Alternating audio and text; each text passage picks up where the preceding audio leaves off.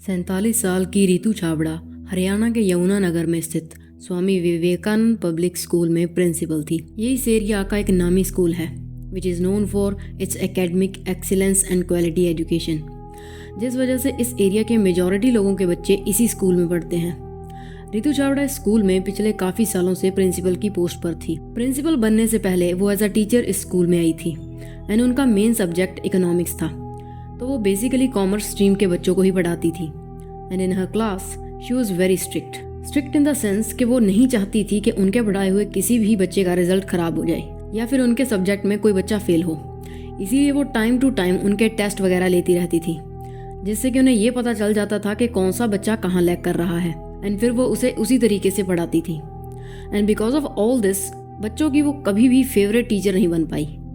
लेकिन as soon as in बच्चों का 12th का रिजल्ट आता था तो उन्हें भी ये चीज़ रियलाइज़ हो जाती थी कि अगर उनकी रितु मैम उन पर इतना स्ट्रिक्ट ना रहती तो शायद उनका रिजल्ट इतना अच्छा ना आता। कुछ सालों तक उन्होंने एज अ टीचर वहाँ पर जॉब करी एंड हर साल उनके कॉमर्स स्ट्रीम के बच्चों का रिजल्ट काफ़ी अच्छा जाता था। इसी वजह से उन्हें प्रमोट करके स्कूल प्रिंसिपल बना दिया गया एंड एज अ प्रिंसिपल भी उन्होंने स्कूल को बहुत अच्छे से संभाला एंड उनका प्राइम फोकस हमेशा यही रहता था कि स्कूल का रिजल्ट अच्छा जाए, जो कि हर साल अच्छा जाता भी था।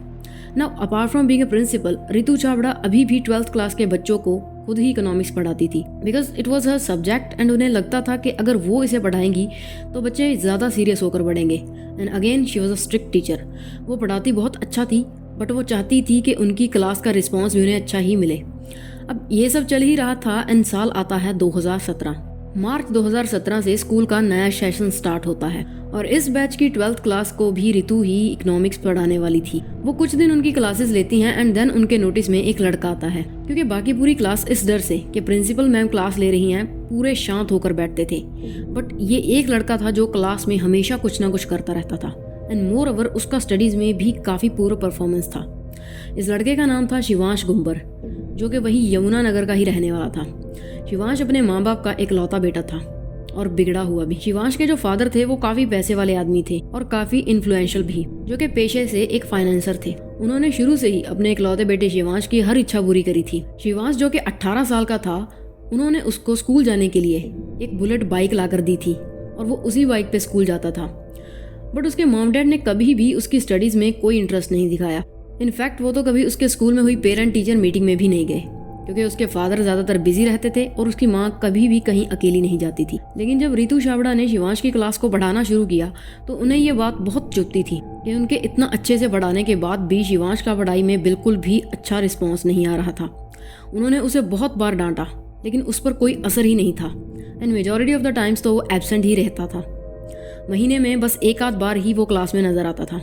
बट रितु छाबड़ा को अपने स्कूल का रिजल्ट खराब नहीं करना था, इसलिए उन्होंने शिवांश को एक दिन क्लास में खड़ा किया और उसे कुछ सवाल पूछा जो कि उसे नहीं आया। तो उन्होंने इस बात पर उसे बहुत सुनाया कि वो लाइफ में कभी भी कुछ नहीं कर पाएगा, वो अपने बाप के पैसों पर कब तक ऐश करेगा, एक्सेट्रा एक्सेट्रा। एंड उन्होंने उसे वार्न भी किया कि अब से अगर वो रेगुलरली स्कूल नहीं आया तो वो उसे स्कूल से निकाल देंगी। इतना सब होने के बाद शिवांश स्कूल तो रेगुलरली आने लगा, लेकिन उसे रितु छाबड़ा से नफरत हो गई थी क्योंकि उन्होंने पूरी क्लास के सामने उसकी बेइज्जती की थी। लेकिन ये सब यहीं पर रुका नहीं।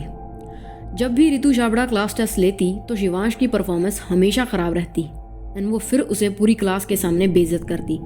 उन्होंने कई बार उसे अपने पेरेंट्स को भी लाने को बोला बट वो हर बार कोई ना कोई बहाना कर देता था। ना ये सब करते करते 2018 आ जाता है एंड फाइनल बोर्ड से पहले सभी के प्री बोर्ड्स होते हैं और इन्हीं प्री बोर्ड एग्जाम में शिवांश फेल हो जाता है and Ritu Chhabra was clear कि वो शिवांश को रोल नंबर अलॉट नहीं करेंगी, क्योंकि अगर वो एग्जाम में बैठा तो उनके स्कूल का रिजल्ट खराब होगा।